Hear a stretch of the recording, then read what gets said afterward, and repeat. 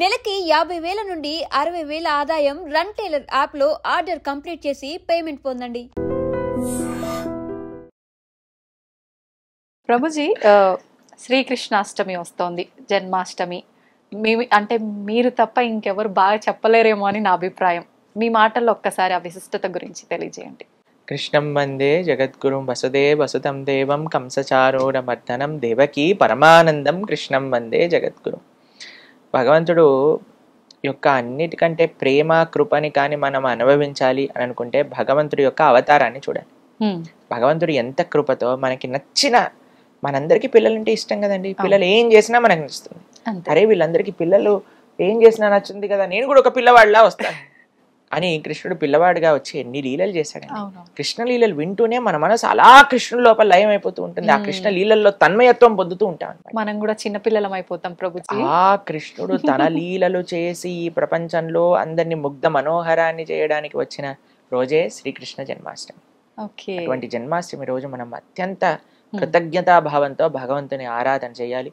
ఉపవాస దీక్షతో మంచి నైవేద్యములు, చెప్పని భోగ్ అంటారు, 56 రకాల నైవేద్యములు భగవంతుడికి చేస్తారు చాలా మంది.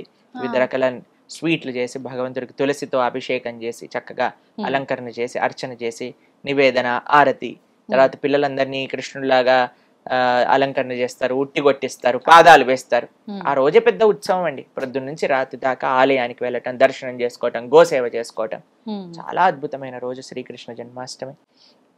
భగవంతుడు ఆవిర్భవించినప్పుడు ఎంత సుందరంగా వైభవంగా ఆవిర్భవించారు అని పోతన గారు చెప్తారు భాగవతంలో. జలధరు దేవు నాజాను చతుర్బాహు సరసీలు జాక్షు విశాలాక్షు జారు గదా శంఖ చక్ర పద్మ విలాసు కంఠ కౌస్తుభమని కాంతిబాను కమనీయ కటిసూత్ర కంకణ కేయూర శ్రీవత్సలాంఛనాంచిత విహారు సురకుండల ప్రభాయుత కుంటల లాటు వైడూర్యమని గణవర కిరీటు బాలు పూర్ణేందు రుచిజాలు సుగుణాల బాలు భక్తలోకపాలు కృపావిశాలు జూచి తిలకించి పులకించి యొబ్బి చెలరేగే వసుదేవుడు ఉత్సహింపే అని అంటారు పోతన గారు భాగవతంలో.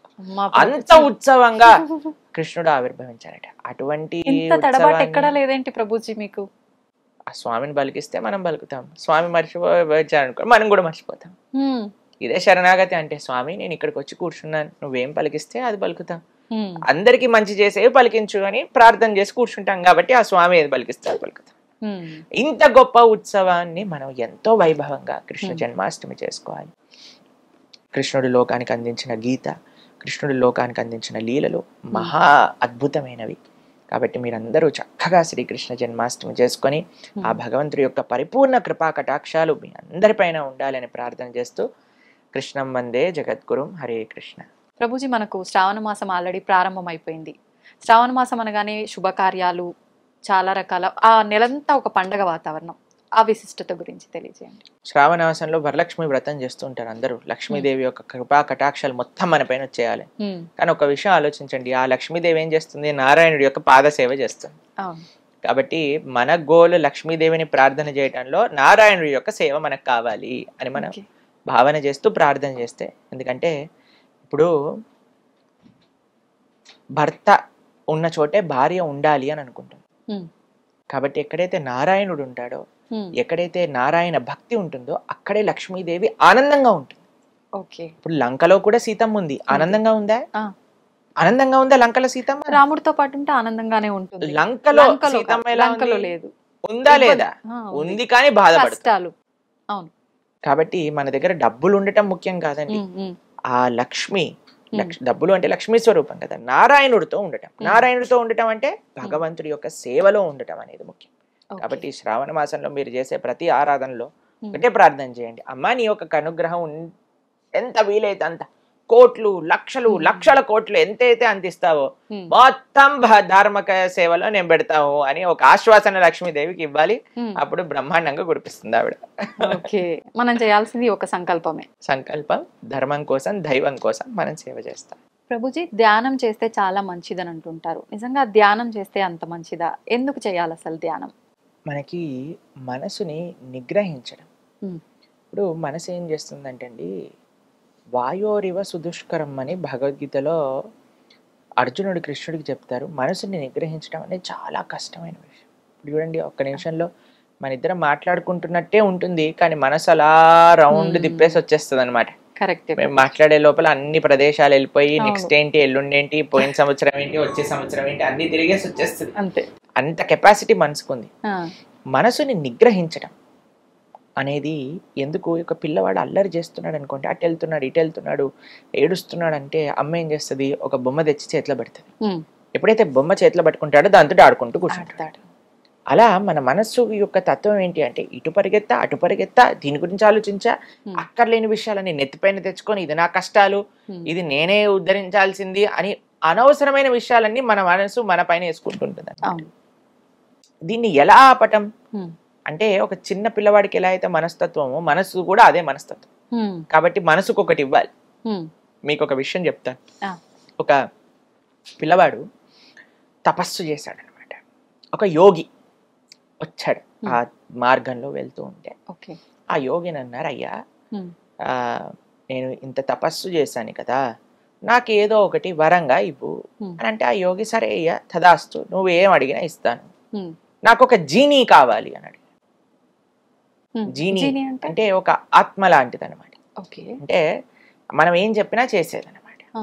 అయితే ఈయన ఏం చెప్పాడంటే, ఈ జీనీని ఇస్తాను కానీ ఒక రూల్ ఉంది దీనికి, ఎప్పుడైతే నువ్వు దీనికి పని చెప్పవో అప్పుడు నేను చంపేస్తుంది. అదే చంపేస్తుంది, దీనికి ఎప్పుడు పని చెప్పు అని చెప్తాడు. సరే అని ఇంటికి తీసుకెళ్తాడు. ఇంటికి తీసుకెళ్ళంగానే చూస్తాడు, ఓ ఇల్లంతా గలీజ్ గలీజ్గా ఉంది, ఇల్లు శుభ్రం చేయి, ఒక్క నిమిషంలో శుభ్రం చేసేస్తుంది. బాసనలు దోమేస్తుంది, వంట చేసేస్తుంది, ఇల్లు కడిగేస్తుంది, వరండా క్లీన్ చేస్తుంది, గార్డెనింగ్ చేసేస్తుంది. ఇంకేం పని ఉంటుందండి వీడు పని కోసం ఆలోచిస్తున్నాడు, కత్తి తీసింది చంపేయడానికి. దగ్గరకు వస్తుంది అంటే, అరే ఏం చెప్పంటారు వీడికి పని అంతే, సరే ఒక పని చేయి, మెట్లెక్కు కిందికి దిగు అని అన్నాడు. సరే మెట్లెక్కుతుంది కిందికి దిగుతుంది, నేను చెప్పేంత వరకు మెట్లెక్కుతూ కిందికి దిగు అని. మెట్లెక్కుతుంది కిందికి దిగుతుంది, వీడికి ఏమైనా పని గుర్తొచ్చింది అనుకోండి, అప్పుడు ఈ పని చేయమంటాడు. ఆ పని అయిపోగానే మెట్లెక్కు కిందికి దిగు, అది పైకి ఎక్కుతుంది కిందికి ఎక్కుతుంది, కిందికి దిగుతుంది. కానీ ఆపాము అని అంటే చంపేస్తుంది. మన మనసు కూడా అలాంటిది. దాన్ని దేంట్లోనైనా ఎంగేజ్ చేయలేకుండా ఖాళీగా పెట్టామనుకోండి, మనల్ని పిండి ఆరేస్తుంది అనమాట. కాబట్టి అందుకే ideal mind devil's workshop అంటారు. కాబట్టి మనము ఎప్పుడైతే ధ్యానం చేస్తాం, మంత్ర ధ్యానము అని అంటాం. మనం మా భక్తి మార్గంలో, కృష్ణ భక్తి సాంప్రదాయంలో మేము చేసేది మంత్ర మెడిటేషన్ అంట. మంత్ర ధ్యానం అంటే మంత్రం పఠిస్తూ భగవంతుడి పైన ధ్యానం చేయడం. మంత్ర అంటే మనత్రాయతే ఇది మంత్ర, మనస్సుని సంస్కరించేదే మంత్రము, మనస్సుని మంచి మార్గంలో పెట్టేదే మంత్రము, మనస్సుని నిగ్రహించేదే మంత్రం. అందుకే హరే కృష్ణ కృష్ణ కృష్ణ హరే హరే, హరే రామ రామ రామ హరే హరే. ఈ మంత్రాన్ని మేము ప్రతిరోజు 2 గంటల సేపు ధ్యానం చేస్తాం, మంత్ర పఠనత. ఎందుకు అనంటే, ఆ 2 గంటలు ఇప్పుడు మనం ఫోన్ ఎలా అయితే బ్యాటరీ రీఛార్జ్ అవ్వడానికి ఛార్జింగ్ పెడతామో, మన మనస్సుకి, మన శరీరానికి, మన ఇంద్రియాలకు ఒక ఛార్జింగ్ ప్రొద్దున పూట లేసా చేసేసుకున్నాం అనుకోండి, రోజంతా ఇంకా మాకు ఇంకా తిరుగులేనట్టు ఎనర్జీ వచ్చేస్తుంది అనమాట. ఇప్పుడు చూడండి, ఈ రోజు మీతో మాట్లాడేటప్పుడు ఇది నాది 6వ ప్రోగ్రామ్. ఎంత ఎనర్జెటిక్ గా ఉన్నారు. ఎలా వచ్చింది ఎనర్జీ అని అంటే, ఆ కరెంట్ వైర్ లో కరెంట్ వేలు పెట్టామనుకోండి, ఆ కరెంట్ షాక్ తో ఇలా ఊగిపోతాం కదా. కృష్ణ ఈ సోర్స్ ఆఫ్ పవర్. ఆయనతో మనం కనెక్షన్ పెట్టుకోవటం ఏంటి అంటే, ఆయన నామాన్ని జపం చేయటం. ఎప్పటి వరకైతే ఆ పవర్ కనెక్టెడ్, ఇప్పుడు చూడండి మీరు ఫోన్ కి ఛార్జింగ్ పెట్టి ఎన్ని రీల్స్ తిప్పినా సరే ఏం అవ్వదు. కాబట్టి అలా ఆ పవర్ కనెక్షన్ ఉంచుకోవటమే మంత్ర. మనత్రాయతే ఇది మంత్ర. కాబట్టి మంత్ర జపం, సాధన ఇవన్నీ ఉండటం చేత మనస్సు నిగ్రహం. అందుకే ఆధ్యాత్మిక మార్గంలో ఈ మంత్ర అనేది అంత ముఖ్యం అన్నమాట. కాబట్టి ఈ హరే కృష్ణ మహామంత్ర, హరే కృష్ణ కృష్ణ కృష్ణ హరే హరే, హరే రామ రామ రామ హరే హరే, ఇది షోడశాక్షరనామ్నాం కలి కల్మషనాశనం నాతర పరతరోపాయ సర్వవేదేషు దృశ్యతి అని అంటే, కలి కల్మషాన్ని, కలి అన్నిటికంటే పెద్ద స్థానం ఏంటో తెలుసండి, కలి ఉండేది మనసు. కాబట్టి ఆ కలి ప్రభావం మొత్తం కూడా బయటికి తీసేస్తుంది. ఈ మంత్రానికి అంత శక్తి ఉంటుంది. కాబట్టి అందరూ చక్కగా జపం చేయండి, మనసుని మంచి మార్గంలో పెట్టండి. ప్రభుజీ, కొత్తగా ధ్యానం చేయాలనుకునే వాళ్ళు ఇందాక మీరు చెప్పినట్టుగా ఒక్క దగ్గర ఏకాగ్రత అనేది పెట్టలేకపోతుంటారు. రకరకాల ఆలోచనలు, ఎన్నో రకాల జరిగినాయి, జరగబోయేవి వస్తూనే ఉంటాయి కళ్ళ ముందరికి. ఎంత చేద్దామన్నా కుదరదు. అలాంటి వాళ్ళ పరిస్థితి ఎలా సాధ్యపడుతుంది? మనసు పని ఆలోచించటం, ఉమ్, మీ పని మంత్రాన్ని జపించటం. అంతే. మనసుని పట్టించుకోవద్దు. మంత్రాన్ని జపం అంటే ఏంటో తెలుసా అండి? మనం మంత్రాన్ని ఎలా జపించాలి అంటే మన చెవులకి వినపడాలి. ఉమ్, మనం అనే మంత్రం మనకి వినిపించాలి. హరే కృష్ణ కృష్ణ కృష్ణ హరే హరే, హరే రామ రామ రామ హరే హరే. మన మంత్రం మనం వింటున్నామా? ఉమ్, అదే మన ధ్యాస. మనసు అక్కడ వెళ్ళండి, ఆస్ట్రేలియాకి వెళ్ళనివ్వండి, యూకేకి వెళ్ళనివ్వండి, అమెరికాకి వెళ్ళనివ్వండి, అది పడేవ్వండి. మనం ఎప్పుడైతే ఇలా మెల్లమెల్లగా మెల్లమెల్లగా మంత్రాన్ని వింటూ వింటూ వింటూ జపిస్తూ ఉంటామో, ఇప్పుడు చూడండి, పిల్లలు అల్లరి చేస్తున్నప్పుడు వాళ్ళు ఏమనుకుంటారంటే, అమ్మ ఏదో కిచెన్లో బిజీగా ఉంది, నాన్న ఆఫీస్ పని చేసుకుంటున్నాడు కాబట్టి అటు ఇటు ఇటు అటు వెళ్తున్నాడు. తను ఒకసారి అమ్మ ఏయ్ అన్నదనుకోండి, అక్కడ ఉన్న వాళ్ళు అక్కడ ఉంటారు. మంత్రం ఏం చేస్తుంది? మనసు ఇటు ఇటు అటు ఇటు పరిగెత్తుంది. హరే కృష్ణ అనగానే, అయ్యో వీడు ఏం చేస్తున్నాడు, గమనిస్తున్నాడా నన్ను, నేను అటు ఇటు పరిగెత్తుతున్నానని వచ్చి మన దగ్గర కూర్చుంటాడు. మెల్లమెల్లగా మెల్లమెల్లగా మెల్లమెల్లగా ఆ సాధన వల్ల మనసు మన దగ్గరకు వస్తుంది. ఫస్ట్ మనసు గురించి పట్టించుకోకండి, మంత్రం పైన ఫోకస్ పెట్టండి. మంత్రం ఎప్పుడైతే మనం అధ్యయనం చేస్తున్నామో మనస్సు కూడా మన దగ్గరకు వచ్చి కూర్చుంటుంది, చక్కగా మనం చెప్పిన మాట. సమయం పడుతుంది, ఓపిక అవసరం. సమయం చూసుకోవాలంటారా ప్రభుజీ ధ్యానం చేయటానికి? కరెక్ట్ సమయం ఏంటంటారు? తెల్లవారుజామున. ప్రభుజీ, భగవంతుడు సర్వత్రా ఉన్నాడు, ప్రతి ఒక్కరిలో భగవంతుడు ఉన్నాడు, ఎక్కడ చూసినా భగవంతుడు ఉన్నాడు, భగవంతుడు లేని ఒక ప్లేస్ అనేదే లేదు అంటుంటారు కదా. మరి భగవంతుడు అంతటా ఉన్నప్పుడు ఎందుకు ప్రత్యేకంగా ఆలయాలకి, గుళ్ళోకి వెళ్ళి భగవంతుని దర్శనం చేసుకోవాలంటారు? గాలి అంతటా ఉంది కదండి. కానీ మన కార్లో టైర్లో పంచర్ అయింది అనుకోండి, మనం ఈ పంచర్ షాప్కి వెళ్ళి అక్కడ ఎందుకు గాలి కొట్టించుకుంటాం?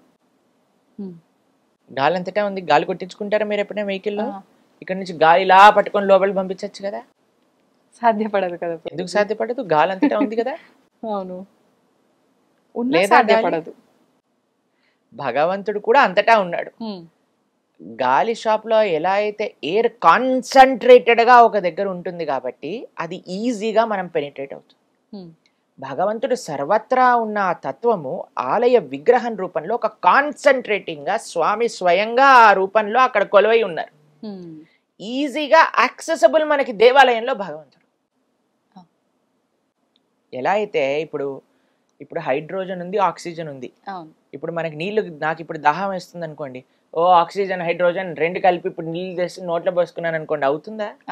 ఒక వాటర్ బాటిల్ తీసుకొని దాన్ని సంప్రోక్షణ చేసుకొని దాని తర్వాత స్వీకరిస్తే గానీ నాకు దాహం తీరుతుంది. అలానే భగవంతుడు అంతటా ఉన్నాడు, సర్వత్రా ఉన్నాడు. అది భగవంతుడు చెప్పింది, భగవంతుడి తత్వమే సర్వత్రా ఉన్నాడు. మీరు సర్వత్రా ఉన్నాడు అని నమ్ముతున్నప్పుడు ఆలయంలో విగ్రహంలో కూడా ఉన్నాడు కదా. ఉన్నాడు. ఆలయంలో విగ్రహంలో భగవంతుడిని పర్సీవ్ చేయటం చాలా ఈజీ, చాలా సులభం.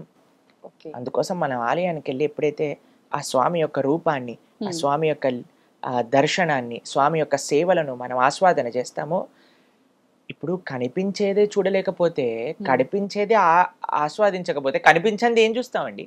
అస్సలు సాధ్యపడదు. ఇప్పుడు జనాలకి మూర్తి భగవంతుడి యొక్క శ్రీ విగ్రహాన్నే దూషిస్తున్నారు, భగవంతుడి యొక్క శ్రీ విగ్రహాన్నే ఇది చేస్తున్నారు, భగవంతుడినే దూషిస్తున్నారు. కొన్ని ప్రోగ్రాంలు మేము ఎప్పుడైనా ఇంటర్నెట్ లో చూస్తే మాకు ఆశ్చర్యం వేస్తుంది. పెద్ద పెద్ద వాళ్ళు అసలు మన ఉండే దేవీ దేవతలను కూడా నిందిస్తూ వాటిపైన వెటకారంగా మాట్లాడుతూ, అది ఎంత మహాపాపమో తెలుసా మీకు? కాబట్టి సరి అయిన తత్వం తెలియకపోతే వాళ్ళు, మీకు విషయం తెలుసా, భగవంతుడు సాక్షాత్తుగా మన ముందుకు వచ్చిన ఎవడో నాటకం వేసుకొని వచ్చాడు, వేషం వేసుకొని వచ్చాడు అనుకుంటాడు. భగవంతుడిని చూడడానికి భగవంతుడి యొక్క కృప ఉండాలండి, లేకపోతే పర్సీవ్ చేసుకోలేరు. నిజంగా అంతటి అదృష్టం దక్కుతుందంటారా ప్రభుజీ? నిజంగా బ్రహ్మాండంగా ఎవరైతే వినయంతో, గర్వం లేకుండా శాస్త్రం పైన, ఆచార్యుల పైన, భక్తుల పైన నమ్మకం పెడతారో అటువంటి వాడికి భగవద్ దర్శనం అయి తీరుతుంది. కానీ ఎవరైతే గర్వంతో, అహంకారంతో, నేనే పోటుగాన్ని అని అనుకొని అందరిని నిందిస్తున్నారో అటువంటి వాడికి ఎన్నటికీ భగవద్ దర్శనం కాదు, మహాపాపం చుట్టుకుంటాం. కాబట్టి మనం ఏదో మైక్ ఇచ్చాం కదా, కెమెరా ఉంది కదా అని మనకి ఇష్టం వచ్చినట్టు మాట్లాడకూడదు, చాలా జాగ్రత్తగా ఉండాలి. ప్లస్ ఇంకో విషయం చెప్తాను, ఎవరిని ఏం అడిగి తెలుసుకోవాలి అనే విషయం కూడా మనకు తెలిసి ఉండాలి. ఇప్పుడు చూడండి, మేము మీ దగ్గరకు వచ్చి ఒక న్యూక్లియర్ రియాక్టర్ని ఎలా ఆఫ్ చేయాలి అని అడిగాను అనుకోండి, మీరేం చెప్తారు? నాకు ఎందుకు తెలియదు అడుగుతున్నారండి ప్రభుజీ, న్యూక్లియర్ నాకు సంబంధం రియాక్టర్ లేదు గురించి? కదా. ఎవరైతే న్యూక్లియర్ సైంటిస్ట్ ఉన్నో ఆయన అడగండి అని. అవును ప్రభుజీ. మనం వెళ్ళి ఆధ్యాత్మికత గురించి ఎవరెవరినో కూర్చోబెట్టి అడిగేసాం అనుకోండి, వాళ్ళ దగ్గర నుంచి వచ్చే సమాధానాలు అలానే ఉంటాయి. కరెక్ట్. భగవంతుడి గురించి తెలుసుకోవాలి అని అంటే భాగవతోత్తముని అడగాలి. కాబట్టి ఎవరైతే ఆ విషయం గురించి నేర్చుకున్నారో, చదువుకున్నారో అటువంటి వ్యక్తిని మనం ఆశ్రయించడం ఫస్ట్. ప్లస్ వ్యక్తి కూడా మనకి పరిజ్ఞానం ఉన్నంత వరకే ఆన్సర్ చెప్పాలి, దాని ప్రకారంగానే మాట్లాడితే అప్పుడు ఆయన మర్యాద అనేది కూడా ఉంటుంది. కాబట్టి అది చాలా ముఖ్యమైన తత్వం ఆధ్యాత్మికతలో. తెలిసిన విషయాలు వినయంగా ఎప్పుడైతే మనం స్వీకరిస్తామో భగవంతుడు కనిపించి తీరుతాడు, దాంట్లో ఎటువంటి సందేహం లేదు. ఎవరో కోటికి ఒకరు ఉండుంటారు అట్లాంటి అదృష్టవంతులని నేను అనుకుంటా ప్రభుజీ ఈ కలియుగంలో. కృష్ణుడు భగవద్గీతలో ఏమని చెప్పారు తెలుసా? మనుష్యానాం సహస్రేషు అంటే 1,00,000 మందిలో ఒక్కడు భగవంతుని తెలుసుకుంటారట. వాసుదేవ సర్వమితి సమహాత్మ సుదుర్లభ, చాలా చాలా దుర్లభం భగవంతుడే అంతటా ఉన్న తత్వము అని తెలుసుకునేవాడు అని. పాపం కృష్ణుడికే ఆ ఎక్స్పెక్టేషన్ ఉందంటే అది రియాలిటీనే కదండి. పాపం కృష్ణుడి ఎక్స్పెక్టేషన్ అంతే ఉంది. బహూనాం జన్మనామ్యంతే జ్ఞానవాన్ మాం ప్రపద్యతే వాసుదేవ సర్వమితి సమహాత్మ సుదుర్లభ. బహూనాం చాలా చాలా జన్మలు ఎత్తి ఎత్తి సంసారంలో అనుభవించి తర్వాత తెలుస్తుందట అటువంటి వ్యక్తికి అయ్యా కృష్ణుడే సర్వత్వము అని. అటువంటి వ్యక్తి చాలా దుర్లభమైన మహాత్ముడు అని కృష్ణుడు చెప్పాడు భగవద్గీత. కాబట్టి అంత ఈజీ కాదండి భగవంతుడి గురించి అర్థం చేసుకోవటం. కానీ ఎవరికైతే వినయం ఉంటుందో, విశ్వాసం ఉంటుందో వాడు అర్థం చేసుకోవచ్చు. ఇది సీక్రెట్. సీక్రెట్ ఇస్ వినయం అండ్ విశ్వాసం. ఇప్పుడు రివీల్ అయిపోయింది సీక్రెట్. ఓకే గురుగారు, శ్రీకృష్ణ జన్మాష్టమికి ఉన్నటువంటి విశిష్టత ఏంటి? అసలు శ్రీకృష్ణ జన్మాష్టమిని ఎందుకు మనం జరుపుకోవాల్సిన పరిస్థితి ఉంది? శ్రీకృష్ణుడు మనందరి కోసమని అవతరించిన స్వామి. భగవంతుడి యొక్క అవతారానికి ఉండే రహస్యం ఏంటో ఒక చిన్న విషయం చెప్తాను మీకు. ఒకసారి గురుగారు, ఒకసారి అక్బర్ బీర్బల్ దగ్గరకు వచ్చి అడుగుతారనమాట, అయ్యా మీ దేవుడు చాలా అవతారాలు స్వీకరిస్తూ ఉంటారట కదా, దీనికి ఏంటి అంతరార్థం? ఎందుకు ఆయన అక్కడే ఉండి అన్ని పనులు చేయొచ్చు కదా, ఎందుకు అవతార రూపంలో మరలా అవతరిస్తూ ఉంటారు? మనకి తెలుసు, మనకి ఎన్నో స్వామి దశావతార రూపంలో మనకి ముఖ్యంగా తెలిసిన అవతారాలు ఉంటాయన్నమాట. అప్పుడు బీర్బల్ అన్నారు, రేపు ప్రొద్దున నువ్వు నదీ తీరానికి రండి, మేము చెప్తాను ఎందుకు మా స్వామి అన్నిసార్లు అవతరిస్తారో అనే విషయాన్ని చెప్తాను అని అన్నారనమాట. సరే అని నెక్స్ట్ డే ప్రొద్దున నదీ మధ్యలో ఒక పెద్ద పడవలో అక్బర్ యొక్క సంతానం, ఆయన యొక్క రాజులు, భటులు, మంత్రులు అందరూ కూడా ఉన్నారు అందులో. బీర్బల్, అక్బర్ కూడా ఉన్నారు.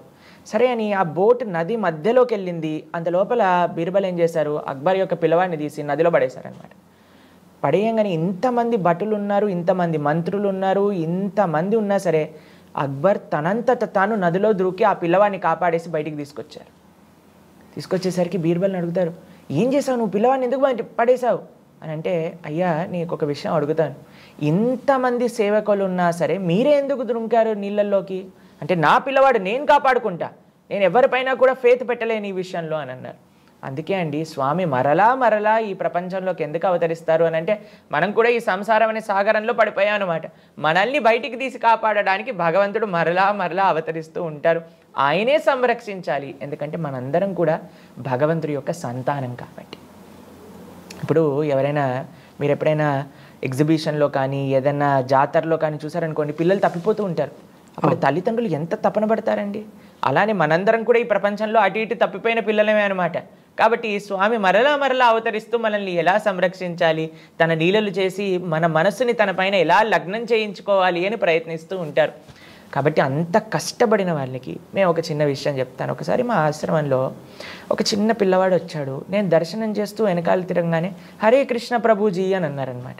అయితే చిన్న పిల్లవాడు ఇంత బాగా మాట్లాడుతున్నారు కదా అని నేను స్వామి పాదాల దగ్గర నుంచి ఒక పువ్వు తీసి ఆయనకి ఇచ్చానమాట. ఇస్తే వాళ్ళ అమ్మంది, థ్యాంక్ యూ చెప్పు నాన్న ప్రభుజీకి అని అన్నారనమాట. వెంటనే ఆ పిల్లవాడు థ్యాంక్ యూ ప్రభుజీ అని అన్నారనమాట. భగవంతుడి యొక్క ఉత్సవం చేయటంలో, భగవంతుని ఆరాధన చేయటంలో, భగవంతుడి యొక్క నామాన్ని పలకటంలో అంతరార్థం ఏంటి అని అంటే థ్యాంక్ యూ చెప్పటం. ఆయన మన కోసం అంత కష్టపడినందుకు ఆయనకి మనం థ్యాంక్ యూ చెప్పటం అన్నమాట. ఇప్పుడు చూడండి, మనకు ఒక నచ్చిన వాళ్ళు ఉన్నారనుకోండి, వాళ్ళ బర్త్డే మనం సెలబ్రేట్ చేస్తాం కదండి. మన పిల్లలతో, భార్య, భర్త, తల్లిదండ్రులు ఎవరిదైనా సరే ఘనంగా చేసుకోవాలి అని అనుకుంటా. ఎందుకు? వాళ్ళు చేసిన ఉపకారం, వాళ్ళపైన మనకుండే ప్రేమ. కాబట్టి మనకి కూడా భగవంతుడి పైన ఉండే ప్రేమని ఎలా వ్యక్తపరచాలి అని అంటే, స్వామి యొక్క ఉత్సవాలు ఏవైతే రామనవమి, జన్మాష్టమి ఇవన్నీ వస్తాయో వాటిని ఘనంగా మనం సెలబ్రేట్ చేసుకోవటం అన్నమాట. ఈ విధంగా మనం కృష్ణాష్టమి చేసుకుంటాం అన్నమాట. స్వామికి కృతజ్ఞత తెలుపుతూ స్వామిని ఆరాధన చేసుకుంటాం. గురువుగారు, అసలు ఈ కృష్ణాష్టమిని ఎలా జరుపుకోవాలి? ఏ భగవంతుడి యొక్క పండుగ అయినా సరే కొన్ని నియమాలు ఉన్నాయి. ఈ విధంగా మనం జన్మాష్టమి, రాధాష్టమి, రామనవమి, నరసింహ చతుర్దశి ఎలా చేసుకోవాలి అని అంటే, ముందు మన సనాతన వైదిక సాంప్రదాయంలో అండి జనరల్గా సెలబ్రేషన్ అంటే ఫుల్ ఇంద్రియాలని మొత్తం కూడా భౌతికమైన విషయాలలో నింపేస్తూ పాశ్చాత్య దేశస్తులు అలా సెలబ్రేట్ చేసుకుంటారనమాట. కానీ మన సనాతన సంస్కృతి ఏదైనా ఉత్సవం అని అంటే దాంట్లో ఒక చిన్న త్యాగానికి సంబంధించిన ఎలిమెంట్ కూడా ఉంటుంది. జన్మాష్టమిలో మనం ఉపవాసం చేస్తామన్నమాట. ఏ వ్రతం చేసినా, నోము చేసుకున్నా మనం ఉపవాసం చేస్తామన్నమాట. ఉపవాసం చేస్తూ తర్వాత అన్నిటికంటే ముఖ్యమైనది ఏంటి జన్మాష్టమిలో చేయాల్సింది అంటే భగవంతుడి యొక్క ఆరాధన. ఏ విధంగా అంటే చిన్ని కృష్ణుడిని చక్కగా మీరు ఇంట్లో ఆలయంలో ఏదైతే పూజా మందిరంలో ఉందో అక్కడ నిలుపుకొలుకొని చక్కగా కృష్ణుడి యొక్క అడుగులు వేస్తాం. తెలుగు వాళ్ళందరికీ ఆ ఆచారం ఉంటుంది. భగవంతుడి యొక్క అడుగులు వేసి ఎన్ని వీలైనంత నైవేద్యాలు మనం సమర్పణ చేయాలి ఆ రోజు భగవంతుడికి అనమాట. ముఖ్యంగా వెన్న, దాంతోపాటు పాలతో చేసినవన్నీ కూడా కృష్ణుడికి చాలా ఇష్టం అనమాట. అవన్నీ కూడా వెన్న, నెయ్యి, పెరుగు, పాలు ఈ పదార్థాలన్నింటినీ కూడా భగవంతుడికి తులసి, ప్రతి ఒక్క ద్రవ్యం పైన తులసి నుంచి భగవంతుడికి నివేదన చేయటం, అలానే అభిషేకం చేయటం, అర్చన చేసుకోవటం, ఈ విధంగా మనం జన్మాష్టమి చేసుకోవాలన్నమాట. అలానే వీలున్న వాళ్ళందరూ తప్పకుండా ఆలయానికి వెళ్ళి, కృష్ణ ఆలయానికి వెళ్ళి అక్కడ దర్శనం చేసుకొని అక్కడ ఉత్సవాలు కూడా రాత్రి మధ్యరాత్రి వరకు కూడా జరుగుతాయి. ఎందుకంటే స్వామి మధ్యరాత్రి అవతరించారు కాబట్టి అప్పటి వరకు కూడా మనం జాగరణతో, ఉపవాసంతో చక్కగా కృష్ణాష్టమి జరుపుకోవాలి. ఓకే గురుగారు, ఇక్కడ ఉపవాసం అంటే కొంతమంది ఏమో దేవుడికి దగ్గరగా ఉండడం అని సనాతన ధర్మాన్ని పాటించే వాళ్ళు కొంతమంది చెప్తారు. ఉపవాసం అంటే అన్నం తినకుండా ఉండడం, సాత్విక ఆహారాన్ని తీసుకోవడం అని కొంతమంది చెప్తారు. అసలు ఉపవాసం అంటే మన సనాతన ధర్మం ఏం చెప్తుంది గురుగారు? ఉపవాసం అని అంటే దగ్గరగా ఉండుట. ఉప అంటే దగ్గరగా, వాసం అంటే ఉండటం. ఇది ఉపవాసాన్ని యొక్క అన్నిటికంటే ముఖ్యమైన ప్రయోజనం. ఏంటో తెలుసా అండి మీకు? ఇప్పుడు ప్రొద్దున పూట లేవంగానే వెంటనే టిఫిన్ చేయాలని పరిగెత్తుతూ ఉంటారు. టిఫిన్ చేసేసరికి టిఫిన్ చేస్తూ ఉండగానే అప్పుడప్పుడు మధ్యాహ్నానికి ఏం కావాలి అని మధ్యాహ్నానికి ప్లానింగ్, దాని తర్వాత మధ్యాహ్నం వండుకోవడం, దాని తర్వాత రాత్రికి ఏం కావాలి, మధ్యలో స్నాక్స్ ఉన్నాయనుకోండి వాటికి కూడా ఎంత సమయం వండటంలో తినటంలో పోతుంది. తిన్నది అరగడానికి కొద్దిసేపు వాకింగ్ చేయాలి, లేదా పడుకుంటాం ఎక్కువగా తింటే. కాబట్టి ఒక డే మొత్తం కూడా తినటంలో, పడుకోవటంలో, అరిగించుకోవటంలో వెళ్ళిపోయింది అనుకోండి. ఇలాంటి విశేషమైన ఉత్సవాలలో కూడా మనకి ఈ సమయం అనేది పోతుందన్నమాట. అందుకోసం ఏం చెప్పారు పెద్దలు అని అంటే, ఈ తిండి బిజినెస్ కొద్దిసేపు పక్కన పెట్టండి. ఓకే, ఆత్మ గురించి పొట్ట కోసం ప్రతిరోజు చిన్న పొట్టకి శ్రీరామరక్ష అన్నట్టుగా మనం ప్రతిరోజు చేస్తూనే ఉంటాం. కానీ ఏకాదశి, జన్మాష్టమి, రామనవమి ఏదైతే పర్వదినాలు వస్తాయో ఆ రోజు కొద్దిగా వీటిపై నుంచి దృష్టిని మరలించి భగవంతుడి పైన ఎక్కువసేపు మనం వెచ్చించడానికి ప్రయత్నం చేయాలి. ఇప్పుడు ఉపవాసం చేస్తున్నాం కదా అని మనం భగవత్ ఆరాధన చేయకుండా మనం ఏదో చేసేసుకున్నాం అనుకోండి, అది కూడా మంచిది కాదు. లేదా ఒక శరీరానికి, ఒక్కొక్క తత్వానికి ఒక్కొక్క విధంగా మనం నియమంగా ఉండొచ్చు. కానీ దానికి మించి కూడా మనం ఉపవాసం చేసాం. కొంతమంది ఏం చేస్తారు తెలుసా అండి, మాకు చెప్తుంటారు, ప్రభుజీ ఉపవాసం చేసాం. మేము అడుగుతాం ఏం చేశారు అంటే, ప్రొద్దున నుంచి రాత్రి దాకా పడుకున్నాం నీరసంతో. మరి దీని యొక్క ప్రయోజనం ఏంటండి? ఉపవాసం అంటే భగవంతుడికి దగ్గరగా ఉండుట, భగవన్నామస్మరణ చేయడం, భగవన్నామస్మరణ చేయటం, భాగవతం, భగవద్గీత అధ్యయనం చేయటం, ఆరాధన చేయటం, ఆలయానికి వెళ్ళటం, వీటితో మన సమయాన్ని గడపగలగాలి. దీంతో పాటు మనం ఉపవాస నియమాన్ని కూడా పాటించగలిగితే అది కూడా మంచిదన్నమాట. ఇది ఉపవాసంలో ఉండే నిజమైన అంతర్యం ఏంటి అని అంటే భగవంతుడికి దగ్గరగా ఉండుట. మీదైన స్వరంతో అసలు మీరు శ్రీకృష్ణుని యొక్క తత్వం గురించి, గీతా సారాంశం గురించి ఎంతోమందికి అవగాహన కల్పిస్తూ ఉన్నారు. అది చాలా సంతోషంగా ఉంది. అసలు మీ వీడియోస్ చూస్తుంటే చాలా అద్భుతంగా అనిపిస్తున్నాయి. అసలు శ్రీకృష్ణుని యొక్క జన్మ రహస్యం ఏంటి అంటే మీరేం చెప్తారు గురుగారు? కృష్ణుడు భగవద్గీతలో మనందరికీ ఒక విషయాన్ని ఉపదేశం చేశారు.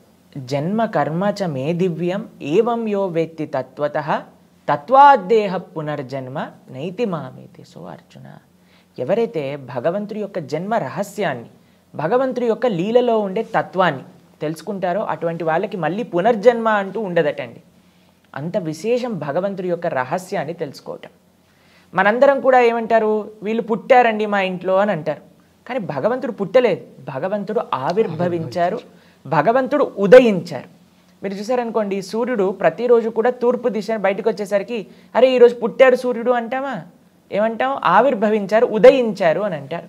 అలా కృష్ణుడు కూడా దేవకీ గర్భము నుంచి ఉదయించారు. మీకు ఒక విషయం చెప్తాను. దేవకీ గర్భం లోపలికి కృష్ణుడు ఎలా ప్రవేశించారో తెలుసా? ఫస్ట్ వసుదేవుడి యొక్క మనస్సులోకి వచ్చారు. వసుదేవుడి యొక్క మనస్సు నుంచి దేవకి యొక్క మనస్సులోకి వెళ్ళారు. దేవకి యొక్క మనస్సు నుంచి దేవకి గర్భంలోకి వెళ్ళారనమాట.